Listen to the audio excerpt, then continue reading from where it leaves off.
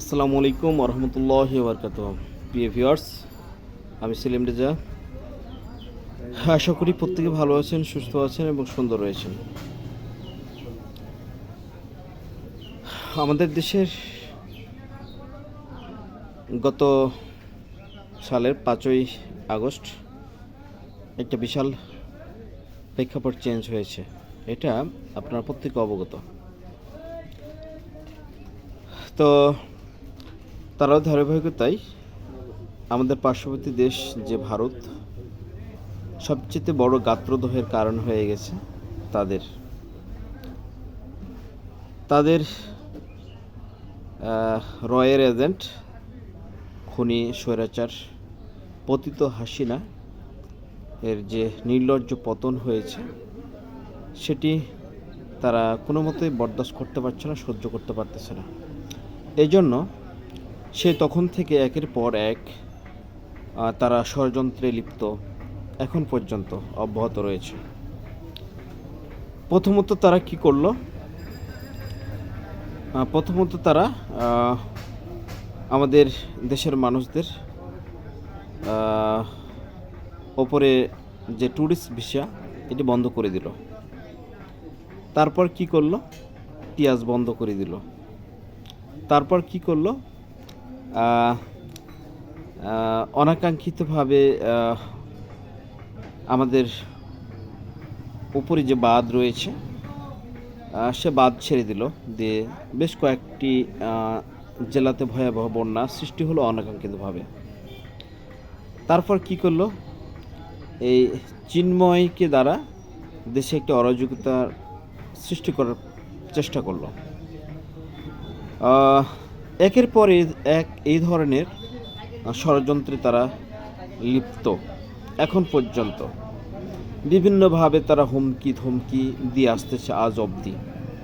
কিন্তু আনন্দের সংবাদ হচ্ছে এই যে তাদের কোনো ষড়যন্ত্র এখন পর্যন্ত বাস্তবায়ন হয় নাই, কোনো প্রকার কাজে লাগে নাই।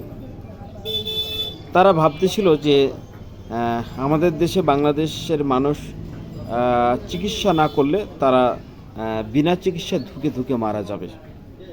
কিন্তু সত্য হচ্ছে যে আমাদের অন্যত্র দ্বার খুলে যাচ্ছে এবং আমাদের দেশের মানুষ চিকিৎসা ইন্ডিয়াতে না নেওয়ার ফলে এখন পর্যন্ত কোনো বিরূপ প্রতিক্রিয়া আমাদের দেশে সৃষ্টি হয় নাই। এটিকে স্বাভাবিকভাবে মেনে নিয়েছে আমাদের দেশ।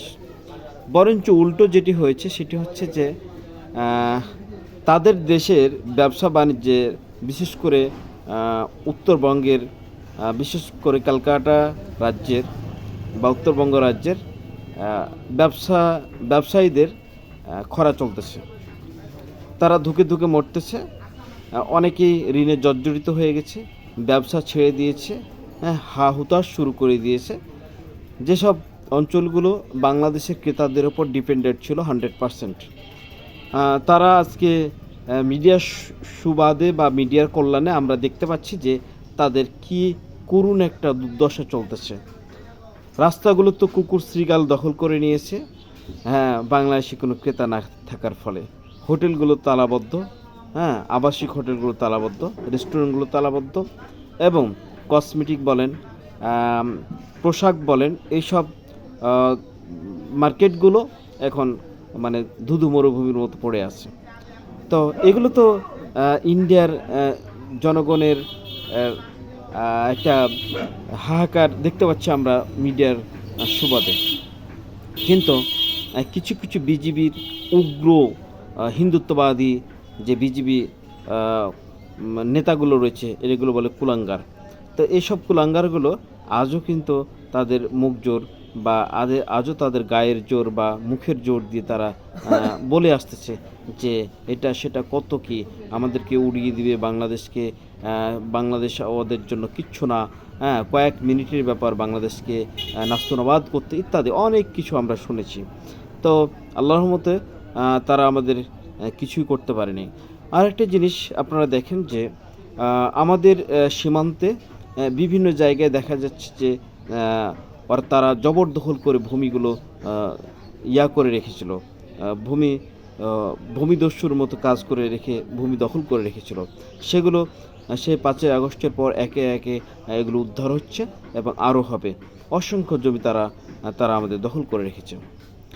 আরেকটা জিনিস আপনারা দেখেন যে 5ই আগস্টের পর থেকে তার পূর্বে যে হারে সীমান্তে আমাদের দেশের নিরস্ত্র মানুষকে গুলি করে হত্যা করেছে, হ্যাঁ, এবং ধরে নিয়ে গেছে, সেটারও বলতে গেলে 95% কমে গেছে।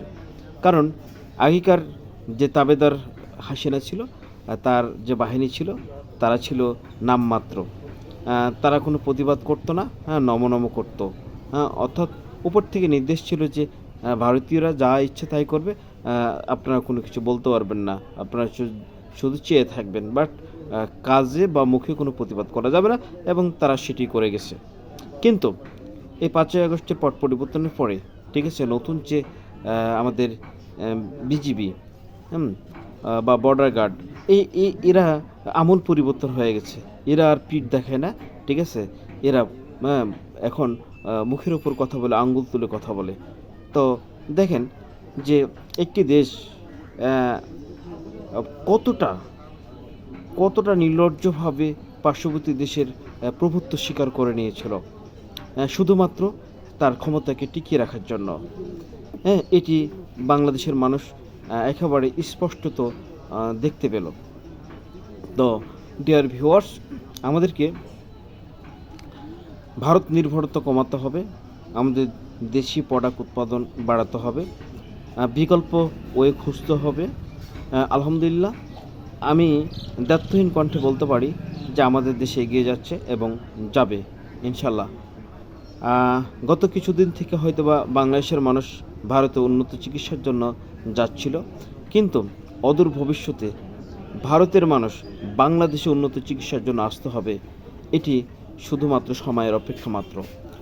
তো আমি দেশবাসীকে উদাত্ত আহ্বান জানাবো, আসুন আমরা দেশটাকে গঠন করি, দেশটাকে এগিয়ে নিয়ে যাই, হ্যাঁ, সকলে সম্মিলিত প্রচেষ্টায় আমরা বিশ্বের দরবারে একদিন মাথা উঁচু করে দাঁড়াতে পারবো, আমাদের এই প্রিয় মাতৃভূমিকে নিয়ে গর্ব করতে পারবো, এবং আমাদের দেশে সব দিক দিয়ে এগিয়ে যাবে। শিক্ষা, চিকিৎসা, গবেষণা, কৃষি, শিল্প, বাণিজ্য, সর্বদিক থেকে এগিয়ে যাবে ইনশাআল্লাহ। প্রত্যেকে ভালো থাকবেন, সুস্থ থাকবেন। আসসালামু আলাইকুম ওয়া রাহমাতুল্লাহ।